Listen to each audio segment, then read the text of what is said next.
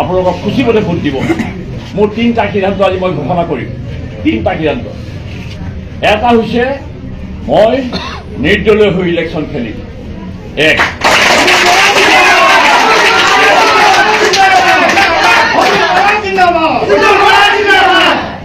নহ'লে দুই, মানুহ মই নাপালে মই মীৰা বৰঠাকুৰকে চাপৰ্ট কৰিম।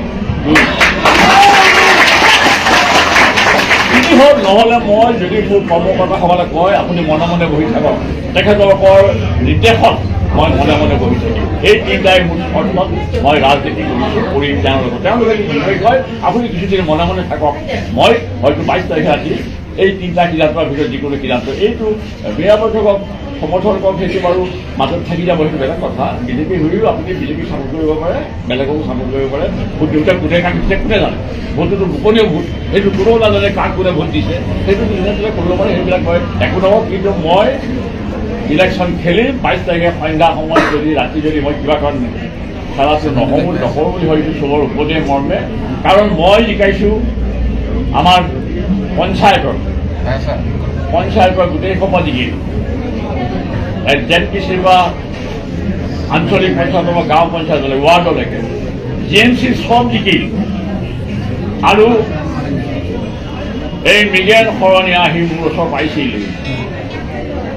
অতুল দা মোক 1 মিনিটৰ কাৰণে মোক আপুনি মেয়ৰৰ চকীখনত বহিবলৈ দিওঁ, সিদ্ধাৰ্থ ভট্টাচাৰ্যে মোক সমৰ্থন নকৰে। মই কৈছোঁ 1 মিনিট নহয়, তই যিমান দিনলৈ বিচাৰিবি, তুমি যিমান দিনলৈ বিচাৰিবা সিমান দিনে তুমি মেয়ৰৰ চকীত বহিব পাৰিবা। সেই দায়িত্ব মই লৈছোঁ আৰু সেই দায়িত্ব লৈ সেইমতে তাকো মই মেয়ৰৰ চকী বহুৱাই ৰাখি এই মুহূৰ্তলৈ মই তাক 6 দিন নহয় বুলিয়েই কওঁ, আহি গ'লোঁ আৰু নিজৰ ভাইটিৰ দৰে মই তেনেকৈ সম্বোধন কৰিছোঁ। কাউন্সিলাৰবিলাকৰ লগতো মোৰ মৰম চেনেহ বিশেষ অঞ্চলৰ যিবোৰ আহিছে তেওঁলোকৰ লগত মৰম চেনেহ আদান প্ৰদান হৈছে। আৰু সেইকাৰণে মই কাউন্সিলাৰবিলাকৰ মতামত নোলোৱাকৈ মই নিৰ্দলীয় হিচাপে প্ৰাৰ্থী উঠিম বুলি আজি মই সিদ্ধান্ত লোৱা নাই। সেই সিদ্ধান্ত লওঁতে মোৰ পলম হ'ব, 22 তাৰিখে হ'ব। মই ইলেকশ্যন খেলিম, কিন্তু উইথ ডিউ পাৰ্মিশ্যন, অনুমতি দিলেহে খেলিম।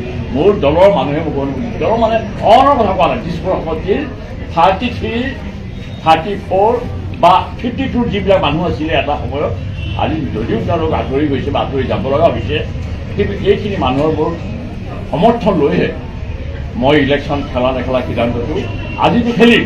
22 তাৰিখে গধূলি ৰাতি সেই সিদ্ধান্তটো মোৰ যদি কিবা কাৰণত মানে কিবা কৰিবলগীয়া হয় সেইদিনাখনে কৰিম মই।